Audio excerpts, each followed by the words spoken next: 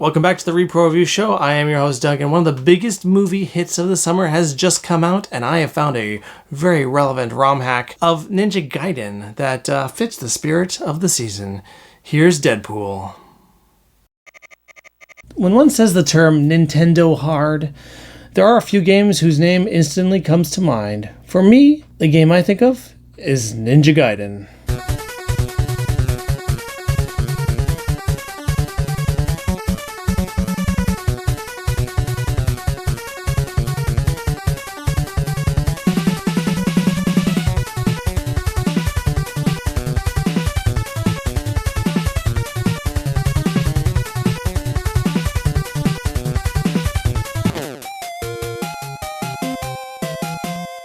Why yes, I have beat the original Ninja Gaiden, and no, it was not on original hardware. I actually beat it on the NES Classic. And yes, I abused the hell out of save states. But you know what? Some people have been trying to beat that game for 30 plus years, so whatever. I don't have that kind of time on my hands. Our game today is a ROM hack of Ninja Gaiden, starring everyone's favorite merc with the mouth, Deadpool. Shh, don't tell Disney. The story of this game isn't the easiest to follow, but Deadpool gets the Infinity Gauntlet for some reason, and Carnage steals it, and that's not good. We all know that's not good. It plays out in cutscenes just as Ninja Gaiden's story did back in the day, and the story is about as convoluted. Apart from the Infinity Gauntlet plot, there's also this rivalry between Deadpool and Deathstroke, which is amusing, I have to admit. Graphics-wise, it is pretty similar to Ninja Gaiden. Deadpool is a perfect recreation of the character in 8-bit form, and they even gave him different designs for a few of the different levels. Apparently this one is his Weapon X suit. Sorry, I'm just not super familiar with the comics. The stage colors are often different from Ninja Gaiden, but the graphics are comparable. Though the graphics of Deadpool are a bit more muddy than Ninja Gaiden, which, for the most part, use contrasting colors a lot more. This one, the colors tend to blend together a lot more, making things a little more murky looking.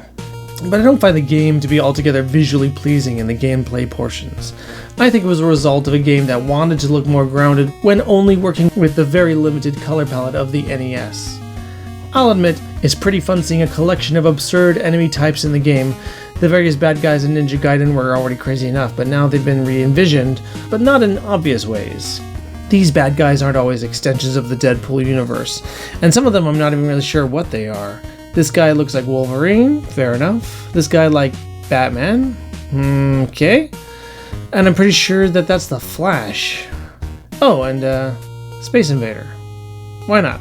I would have liked more consistency with the theme of the enemies, or at least commit to changing them all so they're sourced from all kinds of media. Or maybe there's a lot more consistency than I know and it's just hard to tell who is what, with the graphics being what they are. This is where I would love to have an instruction manual for this thing. But alas, no go. Come on, repro makers, the ball's in your court. I find it funny that when you die, it sounds like a legally distinct version of the Mario death music from the first Super Mario Bros. Game. And the sense of humor is maintained throughout, with the game over screens being particularly distinct. Dang it.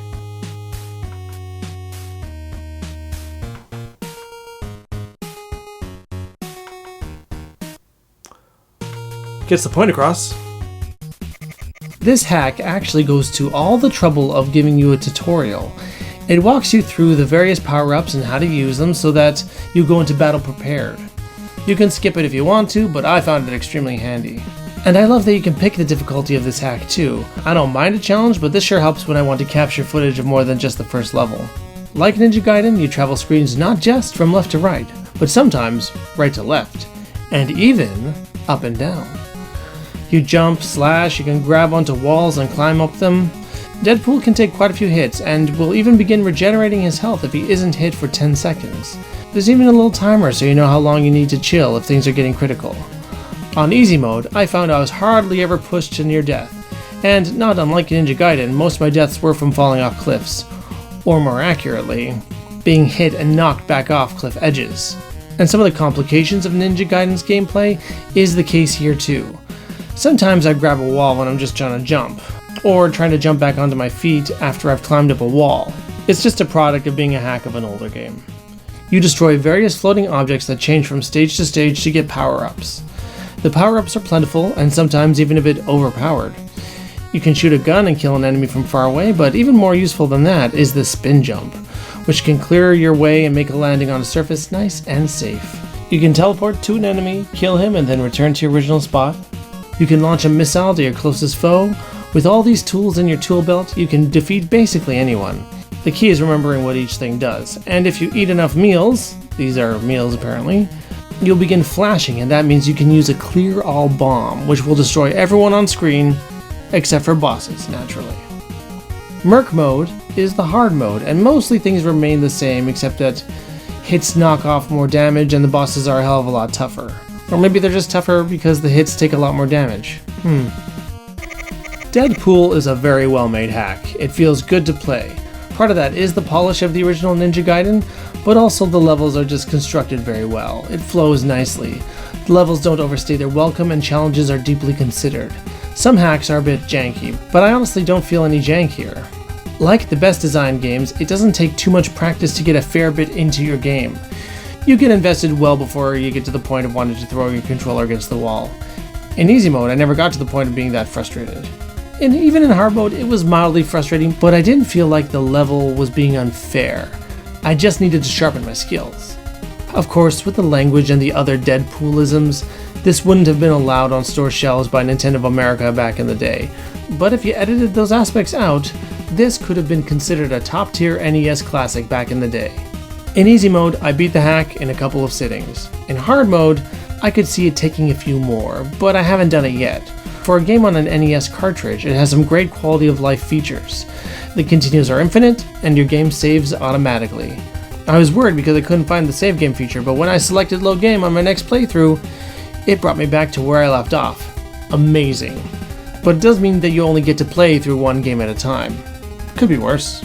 In easy mode, admittedly, the boss battles are a bit underwhelming. Often you can just spam them with sword slashes and kill them before you die. I guess I could have played it in a bit more of an exploratory fashion, but it was either them or me. In hard mode, however, I actually had to use my brain and strategize my way through the boss battles. It's actually a lot more fun that way in my opinion. While I liked that the story played out in cutscenes, kinda like the original Ninja Gaiden, it doesn't really make that much sense and is difficult to follow, and the humor doesn't always land. Sometimes it does, but doesn't quite have the same comedic touch as if a professional writer was on board. But that's the point of fan-made games, right? We do what we can with what we know and what we have. I'd say that this game is best played in both modes. Mercy mode gives you a good sense of the game and the lay of the land, but ultimately breezes by a bit too easy. Though that ice level did take a lot out of me. Merc mode should give a seasoned player enough challenge to get their money's worth out of this hack. Deadpool is a fun and cheeky ROM hack that really makes good use of its concept. What could have been a simple graphic swap or cheap gimmick is actually a well-made and thought-out game. It's polished and is a lot of fun with a very fair and adjustable difficulty level, making this an accessible playthrough. It's good for fans of Ninja Gaiden, but also good for fans of video games in general. So in the end, I have to give Deadpool on the NES 5 out of 5 budget Batman antagonists. That is essential for any gamer. So thank you for watching the Repro Review Show. We will see you next time.